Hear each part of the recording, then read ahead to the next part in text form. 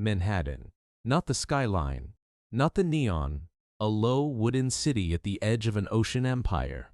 In 1776, New York's population was about 25,000, yet the entire city still clung to the southern end of the island, a place where a strong wind could carry the smell of tar, oysters, smoke, and sewage down the same streets. And on one September night, fire would erase huge pieces of it. What makes this New York extraordinary isn't that it was growing. It's that it was already becoming something recognizable, a commercial machine while still looking like a small port town made of timber, brick, and anxiety. A city where wealth and warfare, liberty and slavery, prayer and profit all lived on the same few crowded blocks. In this video, I use modern AI tools to reconstruct 1700s New York from surviving maps, records, and period views, allowing us to move through streets that no longer exist, shift camera angles, and watch the early city breathe again. And if you stay until the end, I'll show you what still survives on today's streets and what vanished so completely you can stand on it without knowing. To understand 1700s New York, you have to shrink the island in your mind. In the 1760s, the city only reached as far north as today's Chambers Street. Beyond that, fields, estates, salt meadows, and the long roads that would later become neighborhoods. This was a British colonial city shaped by war and trade. The 7 Years' War helped turn New York into a major supply and shipping center, and by the 1760s it was emerging as a commercial and military hub of Britain's North American world. But the human foundation was darker than the postcards. By the mid-18th century, slavery was deeply embedded in the city's economy and households and everyday presence that sat beside churches, markets, and government buildings. You'd hear gulls and rigging in the harbor wind. You'd smell bread ovens, horse manure, wet rope, and wood smoke. And you'd feel this constant sense that New York was a place being built in real time by hands that were not all free. So let's step in. This is New York at the start of the 1700s, moving toward its breaking point. At the southern tip of Manhattan, the city meets the water first. That's the secret of early New York. It isn't a city that faces inland. It faces outward, toward ships, goods, and the wider Atlantic world. Imagine you're standing near the shoreline. The harbor is crowded with masts. The air tastes faintly of salt and coal smoke, and every creak of wood feels like the city talking in its sleep. On the Ratzer map, the fortifications at the tip of the island fly the British Union Jack, and the shape of Fort George anchors the Crown's authority at the water's edge. Fort George would later be torn down after the Revolutionary War, but here, in the 1760s, it's part of the city's geometry of control. This mattered because whoever controlled this harbor controlled movement supplies, people, and power. New York's destiny started as a maritime fact, and from the waterline, we turn inland into streets that still exist, but not as they were. Broadway is older than the United States. On the Ratzer map, it appears as Broadway Street, a main artery slicing through the small city like a spine. Now picture the street itself. Not smooth pavement-packed dirt, ruts, puddles after rain, and the sound of carts grinding over stone. You pass 1 to 3-story houses. Wood dominates. Brick appears where money lives. And above it all, church steeples and ship masts make the skyline. Just north of the dense streets is a triangular open space labeled the Commons, a public ground that sits roughly where City Hall Park is today. It's one of those quiet details that hits hard. The place where modern New York rushes past government buildings was once simply open air. But here's what most people don't realize about early New York. It wasn't planned as a future metropolis. It was stitched together in pieces. Some streets gridded, some twisting because the city grew from trade, not from a master design. And that messy growth leads us straight to the street whose name still whispers its origin. Wall Street wasn't named for money. Not at first. It was named for a wall, a boundary line, a defensive edge. The Ratzer Guide notes that Wall Street took its name from a wall built under Dutch rule, constructed with the labor of enslaved Africans. Now imagine you're near the corner of Wall Street and Pearl/Water Streets in the early 1700s. You're close to the East River shoreline of that era. The air is damp. You can hear dockwork ropes slapping wood, shouted orders, the hollow thud of barrels. And here, beginning in 1711, New York established an official municipal slave market on Wall Street, operating until 1762. Enslaved people of African ancestry and also Native American ancestry could be sold, rented, or hired out for day labor here, under city regulation. In 1726, the structure was renamed the meal market, because grain and meal were also traded, their basic calories and basic cruelty in the same space. I want to be careful here. We don't know the personal stories of everyone who passed this point. We don't have every name.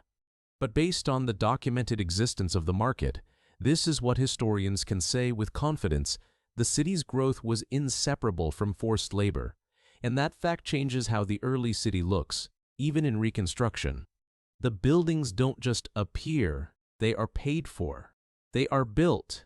They are endured. So where did New Yorkers go to pray in a city like this? Right where commerce wanted them to be. Trinity Church is more than a landmark.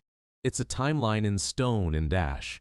The first Trinity Church was erected in 1698 on Wall Street, planted directly inside the city's commercial heart. Later, as the population surged, Trinity built additional chapels: St. Leiter, George's Chapel in 1752, and St. Paul's Chapel in 1766. By that time, New York's population was nearing 20,000.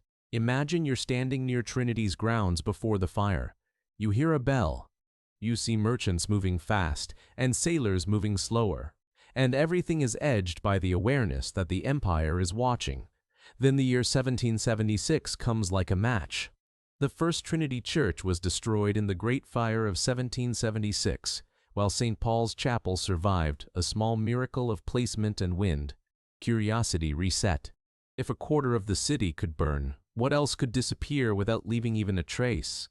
To find that answer, we walk north toward water that no longer exists. There was once a large pond in Manhattan. A real one, clear enough for picnics and skating. It sat near where you now think of traffic and storefronts around the area of today's Civic Center and Canal Street. Collect Pond was described as a 60-foot deep pool fed by an underground spring, a precious source of fresh water for the growing city. Imagine you're at its edge on a winter morning. The ice is loud beneath skates. The city feels far away, even though it's not. But by the early 1800s, the pond became polluted, essentially turned into a communal dumping ground. In 1805, city designers opened a 40-foot wide canal to drain it, and that canal would become Canal Street. This mattered because it shows early New York's pattern. Nature wasn't preserved. It was consumed, filled, rewritten. And the consequences: sinking ground, foul smells, disease would echo for generations. Now, from the pond that vanished, we head back toward the waterfront into a building that still stands because history needed a room to talk in. If you want one address that feels like early New York in human scale, it's 54 Pearl Street. The building that became Fraunces Tavern began as a private residence in 1719, and in 1762 it was purchased by Samuel Fraunces and opened as the Queen's Head Tavern. Now picture the long room. Not grand like a palace, busy like a nerve center. You smell ale, sweat, ink, and roasted meat. You hear gossip that sounds like politics and politics that sounds like gossip. In 1774, the Sons of Liberty plotted the New York Tea Party at the Tavern. During the Revolutionary period, it also hosted political meetings, and after the British evacuation in 1783, Washington famously bade farewell to his officers here. Here's the human detail I keep coming back to. A tavern isn't a monument, it's a workplace. A place where servers carry heavy trays, where fires must be kept going, where people listen at doors. The revolution in daily life often sounded like footsteps in a hallway and a conversation that stopped when you entered. And then, in September 1776, the city itself became the battleground. The Great Fire of 1776 wasn't a neat disaster. It was chaos with wind. It burned through the night of September 20th and the morning of September 21, destroying somewhere between 400 and 1,000 structures, as much as 10 to 25% of the city's buildings. Trinity Church was among what was lost. We don't know for certain who started it. British leaders suspected arson. Americans suspected the British wanted an excuse to loot. Historians still debate the spark, and that uncertainty matters because it reminds us that reconstruction has edges where evidence fades into probability. Afterward, New York endured the British occupation for most of the war. The city suffered from housing seizures, shortages, and a brutal kind of inflation. One account notes rents rising 400% in the first year and food costs rising 800%, numbers that turned daily life into a slow emergency. And yet people lived. They adapted. Some prospered. Some starved. The early city wasn't just buildings. It was endurance. So what remains of all this today? Start at Bowling Green. In 1776, patriots pulled down a statue of King George III there, and the original fence still stands, with saw marks remembered in the telling of the occupation era. You can stand beside that iron and realize you're touching the outline of the city's political fever. Walk toward where the Wall Street slave market once operated, between Pearl and Water Streets. The shoreline has moved. The city has been built outward. The market's physical structure is gone, but the historical fact isn't. It's part of what New York was. And then there's Collect Pond, filled in, drained, converted into streets and neighborhoods, with Canal Street still carrying the echo of the canal built to remove its polluted water. The pond is absent, but the map of its consequences remains. Because the city New Yorkers built in the 1700s didn't just become a future metropolis. It became a layered memory, some of it celebrated, some of it buried, yet all of it still shaping the ground beneath our feet. What this reconstruction reveals is simple and unsettling. Early New York was already a prototype of the modern city, powered by trade, shaped by war, and haunted by the labor systems it depended on. The early city wasn't a prologue. It was the first draft of a global machine. What city or civilization should I reconstruct next? Drop it in the comments below. I read every single one.